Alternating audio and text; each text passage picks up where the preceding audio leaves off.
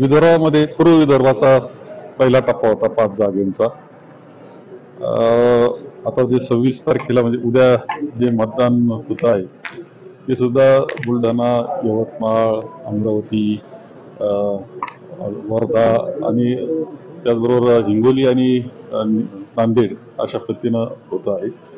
पहिला टप्पा तर आमच्याकरता खूपच चांगला प्रतिसाद आणि खूप चांगल्या पद्धतीचा विजय, हा मोठा विजय आमचा त्यामध्ये राहील महाराष्ट्रामध्ये असा राहिलेला आहे.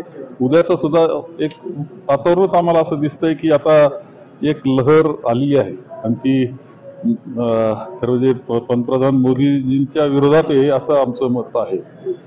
लोकांना त्यांची सध्याची भाषणं किंवा ज्या पद्धतीने ते बोलतात ते बिलकुल आता पटत नाही, किंवा जी कारकीर्द त्यांची झालेली आहे 10 वर्षाची त्यामध्ये अलीकडच्या कालखंडामध्ये ज्या पद्धतीने दबाव तंत्र हे राहिलेलं आहे त्यांचं संपूर्ण राजकारणामध्ये, त्याचा परिणाम जनतेवर खूप झालेला दिसतो आहे.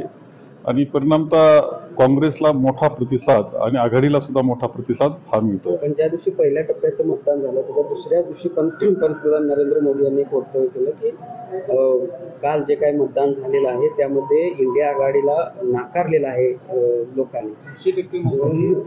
आता ठीक आहे, आता शेवटी एकंदर त्यांचं हे वक्तव्य राजकीय वक्तव्य आहे असं माझं मत आहे. परंतु ते जे अनेक गोष्टीचं वक्तव्य आता करतायत आणि जी पातळी खाली आणलेली त्यांनी फार जाती धर्मापर्यंत असेल, तिथं मंगळसूत्रापर्यंत असेल, आणि ते बी ट्विस्ट करून जो जाहीरनामा आमचा आहे किंवा राहुलजींचं बोलणं आहे त्याला ट्विस्ट करून जे ज्या पद्धतीने ते मांडतायत जनतेला तर सारंच समजतं.